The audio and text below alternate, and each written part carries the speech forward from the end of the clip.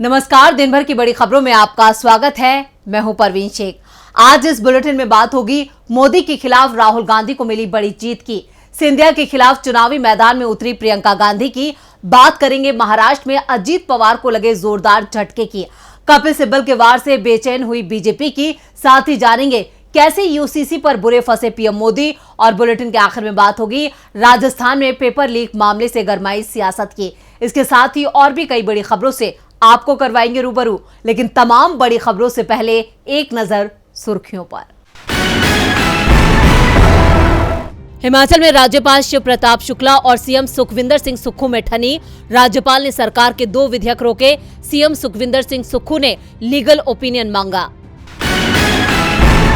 2024 की तैयारी में जुटी बीजेपी, कई प्रदेश अध्यक्ष बदले गए।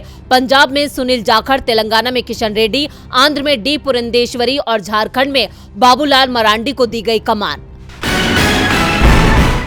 जमीन के बदले नौकरी मामले में लल्लन सिंह ने तेजस्वी यादव को बताया निर्दोष। कहा, बहादुर है तेजस्वी यादव। सीबीआई को पढ़ा लिखा कर चार्जशीट करवा रही है बीजेपी। बढ़त के साथ बंद हुआ शेयर बाजार। सेंसेक्स 274 अंकों की तेजी के साथ 65,479 पर हुआ बंद। निफ्टी 66 अंकों की उछाल के साथ 19,389 पर हुआ बंद।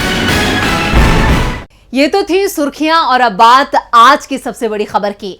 मोदी मानहानि मामले में आज राहुल गांधी को बड़ी राहत मिली है।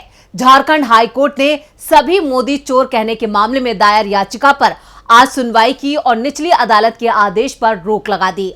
राहुल गांधी को अब इस मामले में व्यक्तिगत तौर पर हाजिर नहीं होना पड़ेगा। इस मामले में अगली सुनवाई 16 अगस्त को होगी। मोदी सरनेम मामले में झारखंड हाईकोर्ट ने राहुल गांधी को बड़ी राहत दी है। हाईकोर्ट ने राहुल गांधी की व्यक्तिगत पेशी पर अगले आदेश तक रोक लगा दी है। अब इस मामले में अगली सुनवाई 16 अगस्त को होगी। आपको बता दें कि रांची निवासी प्रदीप मोदी ने राहुल गांधी के खिलाफ मोदी सरनेम को लेकर टिप्पणी मामले में मानहानि का केस किया है। एमपी एमएलए स्पेशल कोर्ट में इस मामले की सुनवाई चल रही है। विशेष अदालत ने इस पर राहुल गांधी को सशरीर पेश होने का आदेश दिया। राहुल गांधी की ओर से इस आदेश को हाईकोर्ट में चुनौती दी गई थी। आज हाईकोर्ट में सुनवाई के दौरान एमपी एमएलए स्पेशल कोर्ट के आदेश पर अगली सुनवाई तक रोक लगा दी गई। आपको बता दें कि प्रदीप मोदी ने अपनी अर्जी में आरोप लगाया है कि 23 अप्रैल 2019 को लोकसभा चुनाव के दौरान राहुल गांधी जब रांची में चुनावी सभा को संबोधित करने आए थे, तब उन्होंने मोदी सरनेम वाले लोगों पर टिप्पणी की थी। इससे पूरे समाज की भावनाएं आहत हुई हैं। आपको बता दें कि बिहार के पूर्व उप मुख्यमंत्री और बीजेपी नेता सुशील मोदी ने भी राहुल के खिलाफ 2019 में मानहानि का केस दर्ज कराया है। याचिका में कहा गया है कि राहुल गांधी ने मोदी को चोर कह के पूरे मोदी समुदाय का अपमान किया है। मोदी सरनेम से जुड़े एक अन्य मामले में राहुल गांधी को 2 साल की सजा गुजरात की सूरत कोर्ट से पहले ही मिल चुकी है, जिसके बाद उनकी संसद सदस्यता भी रद्द कर दी गई। मोदी सरनेम से जुड़ी टिप्पणी के बाद राहुल गांधी की मुसीबतें लगातार बढ़ी हुई हैं। इस टिप्पणी के खिलाफ गुजरात हाई कोर्ट में भी मामला चल रहा है।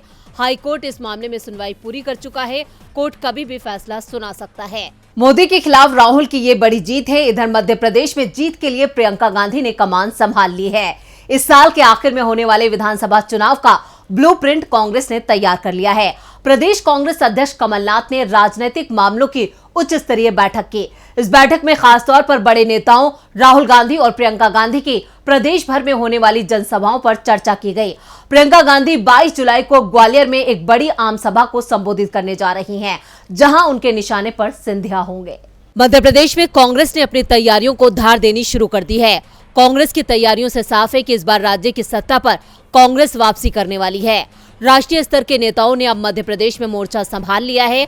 कांग्रेस की राष्ट्रीय महासचिव प्रियंका गांधी जबलपुर से कांग्रेस के चुनावी अभियान का आगाज कर चुकी हैं। अब वो केंद्रीय मंत्री ज्योतिरादित्य सिंधिया के गढ़ ग्वालियर आने वाली हैं। प्रियंका के ग्वालियर दौरे की तारीख भी तय हो गई है। प्रियंका 22 जुलाई को मध्य प्रदेश के ग्वालियर में सभा करेंगी। प्रियंका यहां सभा करके पूरे ग्वालियर चंबल में कांग्रेस के पक्ष में माहौल बनाने की कोशिश करेंगी। दरअसल ज्योतिरादित्य सिंधिया के कांग्रेस छोड़ने के बाद ये पहला मौका होगा जब गांधी परिवार का कोई सदस्य ग्वालियर चंबल में बड़ी सभा करेगा। ग्वालियर को सिंधिया का गढ़ कहा जाता है। अब इस गढ़ पर प्रियंका की नजर है। 2018 के विधानसभा चुनाव में कांग्रेस को ग्वालियर चंबल में जबरदस्त सफलता मिली थी, लेकिन सिंधिया के बीजेपी में जाने के बाद यहां के सियासी समीकरण पूरी तरह से बदल गए हैं। ऐसे में कांग्रेस प्रियंका गांधी के सहारे अपने इस वोट बैंक को मजबूत बनाए रखना चाहती है। ऐसे में पार्टी लगातार यहां फोकस बनाए हुए है। जब प्रियंका ने जबलपुर रैली की थी, उस वक्त भी उन्होंने सिंधिया पर निशाना साधते हुए लोगों से अपील की थी कि इस बार गद्दारों को हराकर सबक सिखाएं। वहीं सिंधिया के साथ गए उनके समर्थक कांग्रेस में वापसी कर रहे हैं। कई समर्थक कांग्रेस में लौट चुके हैं। वहीं कई विधायक कांग्रेस में जाने का मन बना रहे हैं, जिसकी वजह से सिंधिया बीजेपी में अकेले पड़ते नजर आ रहे हैं। आपको बता दें कि राहुल गांधी भी कह चुके हैं कि जो कांग्रेस को छोड़कर गए थे, लेकिन आज भी कांग्रेस की विचारधारा में भरोसा करते हैं, तो उनके लिए पार्टी के दरवाजे खुले हैं। वहीं कांग्रेस के कई नेता भी सिंधिया के साथ गए विधायकों की वापसी के दावे कर रहे हैं, लेकिन कांग्रेस ने सिंधिया के लिए अपने दरवाजे पूरी तरह से बंद कर दिए हैं। प्रियंका गांधी की रैली से बीजेपी में अभी से हलचल तेज है। सियासी हलचल तो महाराष्ट्र में भी तेज है। शरद पवार अपनी पार्टी एनसीपी को बचाने के लिए मैदान में हैं, तो अजीत पवार एनसीपी पर अपना दावा ठोक रहे हैं। अब इस लड़ाई में चाचा शरद पवार भतीजे अजीत पवार पर भारी नजर आ रहे हैं। क्या है पूरी खबर, देखते हैं ये रिपोर्ट। एनसीपी में किसका दबदबा रहेगा ये 5 जुलाई को साफ हो जाएगा, क्योंकि इस दिन एनसीपी के दोनों ही गुट शरद पवार और अजीत पवार ने पार्टी के सभी सांसदों और विधायकों की बैठक बुलाई है। किस पक्ष में कितने सांसद विधायक पहुंचेंगे, उससे तस्वीर काफी हद तक साफ हो जाएगी। वैसे शरद पवार का खेमा धीरे धीरे कर मजबूत हो रहा है। पहले अजीत पवार के खेमे में गए 2 विधायक सतारा से मकरंद पाटिल और उत्तरी कराड़ से बाला साहेब पाटिल शरद पवार के पास वापस लौट आए हैं, और कई दूसरे विधायक भी वापसी की राह पर दिखाई दे रही हैं। साफ दिख रहा है कि शरद पवार बाजी पलट रही हैं। इस बीच शरद पवार ने बागी विधायकों को चेतावनी दी है कि वो उनकी तस्वीर का इस्तेमाल नहीं करेंगे। मेरी तस्वीर का इस्तेमाल कौन करेगा ये मैं तय करूंगा। एनसीपी चीफ ने कहा कि हमारी पार्टी के प्रदेश अध्यक्ष जयंत पाटिल हैं और राज्य के बारे में वो ही फैसला करेंगे। इस बीच शरद पवार को कांग्रेस और शिवसेना यूबीटी का भी साथ मिल गया है। उद्धव गुट के नेता आनंद गीते ने कहा कि उद्धव ने पार्टी कार्यकर्ताओं से पूछा था कि हमें क्या करना चाहिए। सभी ने राय दी कि एमवीए को मजबूत किया जाए। उद्धव ठाकरे अब पूरे प्रदेश का दौरा करेंगे। दूसरी ओर महाराष्ट्र कांग्रेस अध्यक्ष नाना पटोले ने शरद पवार से मुलाकात की। इसके बाद नाना पटोले ने कहा कि बीजेपी तानाशाही प्रवृत्ति वाली पार्टी है, उसको हम मिलजुल कर महाराष्ट्र की जमीन से उखाड़ फेंकेंगे। पटोले ने कहा कि शरद पवार, उद्धव ठाकरे और मैं पूरे महाराष्ट्र का दौरा करेंगे। एमवीए मजबूती से वापसी करता दिख रहा है, तो अजीत पवार डिप्टी सीएम बनकर भी मुश्किल में दिख रहे हैं। दरअसल सीएम शिंदे और शिवसेना के नेता अजीत पवार कैंप के लोगों को महत्वपूर्ण मंत्रालय दिए जाने का विरोध कर रहे हैं। दूसरी ओर एनसीपी एमवीए सरकार के समय जो मंत्रालय मिले थे वो ही मांग कर रही है। खासतौर पर वित्त और ऊर्जा मंत्रालय पर पेच फंस गया है। शिंदे और अजीत दोनों ही अड़ गए हैं। साफ है कि अजीत पवार अब फंसते हुए दिख रहे हैं। महाराष्ट्र की सियासत में आए इस भूचाल से बीजेपी फिर सवालों में है। ये सवाल उठाए हैं राज्यसभा सांसद कपिल सिब्बल ने। महाराष्ट्र में जारी सियासी उथल पुथल के बीच राज्यसभा सांसद कपिल सिब्बल ने बीजेपी पर गंभीर आरोप लगाए हैं। उन्होंने कहा है कि बीजेपी विपक्षी सरकारें गिराती है। सिब्बल ने सुप्रीम कोर्ट से इस मामले में दखल देने की मांग की है। और क्या कुछ कहा है कपिल सिब्बल ने, देखते हैं ये रिपोर्ट। राज्यसभा सांसद और वरिष्ठ वकील कपिल सिब्बल ने आज बीजेपी पर गंभीर आरोप लगाए हैं। उन्होंने बीजेपी पर पिछले कुछ सालों में कर्नाटक, मध्य प्रदेश और महाराष्ट्र जैसे राज्यों में विपक्ष की सरकारें गिराने का आरोप लगाया है। कपिल सिब्बल ने कहा कि इस प्रवृत्ति पर कार्रवाई करना सर्वोच्च अदालत पर निर्भर करता है। उन्होंने ट्वीट करते हुए बीजेपी को आड़े हाथों लिया। उन्होंने लिखा है, बीजेपी ने पद और अन्य चीजों का लालच देकर इन निर्वाचित विपक्षी सरकारों को गिराया। उत्तराखंड 2016, अरुणाचल प्रदेश 2016, कर्नाटक 2019, मध्य प्रदेश 2020, महाराष्ट्र 2022। क्या कानून इसकी इजाजत देता है? अब जिम्मेदारी सर्वोच्च न्यायालय पर है। वैसे ये कोई पहला मौका नहीं है जब कपिल सिब्बल ने बीजेपी पर इस तरह के आरोप लगाए हों। वो पहले भी बीजेपी के राजनीति करने के तरीके पर सवाल खड़े कर चुके हैं। आपको बता दें कि जाने माने वकील कपिल सिब्बल की ये टिप्पणी एनसीपी नेता अजीत पवार और 8 विधायकों के महाराष्ट्र की शिंदे बीजेपी सरकार में शामिल किए जाने के बाद आई है। सोमवार को भी सिब्बल ने महाराष्ट्र की सियासत में मचे घमासान के लिए बीजेपी को आड़े हाथों लिया था। उन्होंने ट्वीट कर बीजेपी पर तंज कसा था, लिखा था, पहले भ्रष्टाचारियों पर हमला करो, फिर भ्रष्टाचारियों को गले लगाओ। पहले उनकी जांच की गारंटी लें, फिर उनके समर्थन की वारंटी लें। जांच भी स्थगित। अब से ईडी सीबीआई का कोई तनाव नहीं, कुछ सुनी सुनाई सी बात लगती है। लोकतंत्र की जननी अपना काम कर रही है। आपको बता दें कि राष्ट्रवादी कांग्रेस पार्टी के दिग्गज नेता अजीत पवार ने एकनाथ शिंदे के नेतृत्व वाली महाराष्ट्र सरकार में रविवार को उप मुख्यमंत्री पद की शपथ ली थी, जबकि पार्टी के 8 अन्य नेताओं ने मंत्री पद की शपथ ली थी। अजीत पवार की इस बगावत से महाराष्ट्र में सियासी घमासान मचा है। सिब्बल के आरोपों से बीजेपी की चिंता जरूर बढ़ गई है। चिंता तो यूसीसी ने भी मोदी सरकार की बढ़ा दी है। समान नागरिक संहिता पर मोदी सरकार की तेजी विपक्षी दलों के सांसदों को रास नहीं आ रही है। यही वजह है कि विपक्षी सांसद सरकार के यूसीसी पर की जा रही पहल पर सवाल उठा रहे हैं और यूसीसी लागू किए जाने को लेकर मोदी सरकार की मंशा पर सवाल खड़े कर रहे हैं। कांग्रेस ने यूसीसी को लागू करने की टाइमिंग पर सवाल खड़े कर दिए हैं। क्या है पूरी खबर, देखते हैं ये रिपोर्ट। समान नागरिक संहिता का मुद्दा पूरे देश में गर्म है। पीएम मोदी के हालिया बयान के बाद इस मुद्दे पर बहस तेज हो गई है। कानूनी मामलों के संसदीय पैनल के अध्यक्ष और बीजेपी सांसद सुशील मोदी ने यूसीसी में अपवाद की भी वकालत कर दी है। उन्होंने कहा कि आदिवासियों को इससे अलग रखा जाना चाहिए। वहीं पैनल के कुछ विपक्षी सदस्यों ने सवाल किया कि आखिर इस समय लॉ कमीशन ने इस मुद्दे पर सलाह का सिलसिला क्यों शुरू कर दिया। विपक्षी सदस्यों ने कहा कि समान नागरिक संहिता का मुद्दा इसलिए उठाया गया है क्योंकि अगले ही साल लोकसभा के चुनाव है। बीजेपी इसे तूल देकर सियासी फायदा उठाना चाहती है।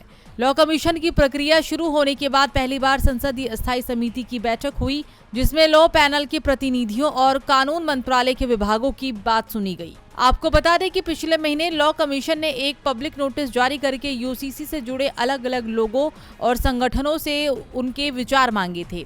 संजय राउत ने इस सलाह के समय को लेकर सवाल किया, तो वहीं कांग्रेस के सांसद विवेक तनखा और डीएम के सांसद पी विल्सन ने लिखित में इस पर ऐतराज जताया है। कांग्रेस सांसद ने कहा कि पहले के लॉ कमीशन भी यही बता चुके हैं कि यूसीसी फिलहाल जरूरी नहीं है। वहीं बीजेपी नेता सुशील मोदी ने कहा कि समान नागरिक संहिता से आदिवासियों को बाहर रखा जाना चाहिए।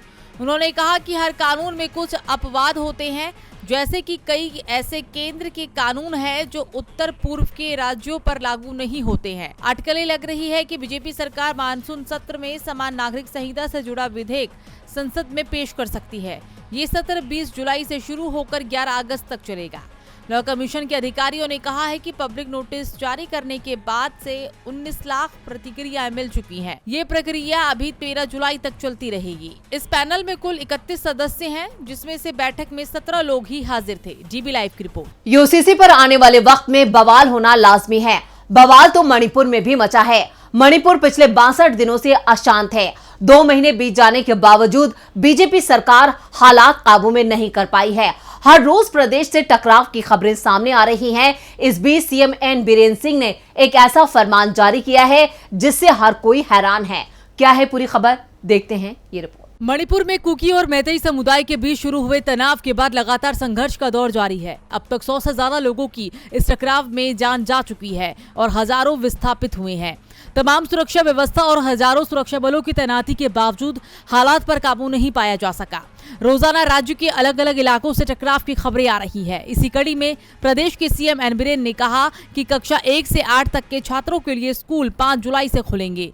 मई के पहले सप्ताह में जातीय संघर्ष शुरू होने के बाद से स्कूल बंद थे। सीएम ने प्रेस कॉन्फ्रेंस कर कहा कि राज्य के पहाड़ी और घाटी जिलों में स्थापित बंकरों को हटा दिया जाएगा, जबकि मैतेई और कुकी दोनों किसानों को सुरक्षा प्रदान करने के लिए अतिरिक्त राज्य बलों को तैनात किया गया है ताकि कृषि गतिविधियां शुरू हो सके। कक्षा 1 से 8 तक के स्कूल 5 जुलाई से शुरू होंगे। पूर्वोत्तर राज्य में 3 मई को जातीय संघर्ष शुरू होने के बाद से ही शैक्षणिक संस्थान बंद है। राज्य में शांति लाने के लिए सेना और अन्य केंद्रीय बलों को तैनात किया गया है, जहां मैतेई और कुकी समुदाय के बीच 2 महीने तक हिंसा जारी रही, जिसमें 100 से अधिक लोग मारे गए, कई घायल हो गए और बड़ी संख्या में घर और पूजा स्थलों को नुकसान पहुंचाया गया। गौरतलब है कि मणिपुर के हालात का अंदाजा इस बात से लगाया जा सकता है कि बवाल शुरू होने के बाद से अभी तक हालात जस के तस बने हुए हैं। और बुलेटिन के आखिर में बात राजस्थान पेपर लीक मामले की। राजस्थान विधानसभा चुनाव को लेकर सरगर्मियां तेज हो गई हैं। कांग्रेस एक बार फिर सत्ता की चौखट को लांघने के लिए कमर कस चुकी है। इसी के मद्देनजर रूठे नेताओं को मनाने की कवायद जारी है। खासकर अब गहलोत पायलट को पास लाने की कोशिश कर रहे हैं, जिसकी झलक तब नजर आई जब उन्होंने पेपर लीक मामले में बड़ा फैसला लिया। राजस्थान की सत्ता को फिर से पाने के लिए कांग्रेस पूरी जुगत में है, इसलिए वो जहां एक तरफ जनता को लुभाने के लिए बड़ी बड़ी घोषणाएं कर रही है, तो दूसरी तरफ रूठे नेताओं को मनाने के लिए भी कोशिश की जा रही है। सचिन पायलट की नाराजगी को दूर करने के लिए अब सीएम गहलोत ने बड़ा फैसला लिया है। दरअसल सीएम गहलोत ने अब पूर्व डिप्टी सीएम सचिन पायलट की मांगों पर एक्शन लेने के लिए संकेत देना शुरू कर दिया है, जिसकी झलक पेपर लीक मामले में दिखाई दी। सीएम गहलोत ने ऐलान किया कि परीक्षाओं में पेपर लीक पर रोक लगाने के लिए आगामी विधानसभा सत्र में बिल लाया जाएगा, जिसके तहत दोषियों को कड़ी से कड़ी सजा दी जाएगी। सीएम अशोक गहलोत ने ट्वीट कर कहा कि राज्य में प्रतियोगी परीक्षाओं में पारदर्शिता लाने के उद्देश्य से मुख्य सचिव को निर्देश किया गया है। आरपीएससी, डीओपी, आरएसएसबी और अन्य हितधारकों के साथ चर्चा कर बेहतर प्रक्रिया तैयार करे। पेपर लीक के खिलाफ बनाए गए कानून में भी अधिकतम सजा का प्रावधान उम्र कैद करने के लिए आगामी विधानसभा सत्र में बिल लाने का फैसला किया गया है। इस फैसले को सचिन पायलट की मांग से जोड़कर देखा जा रहा है। दरअसल पायलट ने 3 बड़ी मांगे गहलोत सरकार के सामने रखते हुए अल्टीमेटम दिया था। उसमें पेपर लीक से प्रभावित सभी अभ्यर्थी को आर्थिक मुआवजा देने, आरपीएससी को भंग कर परिवर्तन कर नए सिरे से चेयरमैन और सदस्यों की नियुक्तियां करने, पूर्व सीएम वसुंधरा राजे के पिछले कार्यकाल में हुए कथित घोटाले और भ्रष्टाचार की जांच करने की मांग उठाई थी। पिछले दिनों सीएम गहलोत ने अलग अलग कर तीनों मांगों को खारिज कर दिया था, लेकिन पायलट ने भी कह दिया था कि वो पीछे नहीं हटेंगे। ऐसा माना जा रहा है कि बीच का रास्ता निकालते हुए सीएम अशोक गहलोत ने पेपर लीक मामले में सजा का प्रावधान करने का बिल विधानसभा में लाने का फैसला कर अपने तरीके से सियासी मैसेज दिया है। अब देखना होगा कि इस फैसले से पायलट खुश होंगे या नहीं। तो इसी के साथ आज इस बुलेटिन में इतना ही। देखते रहिए डीबी लाइव। नमस्कार।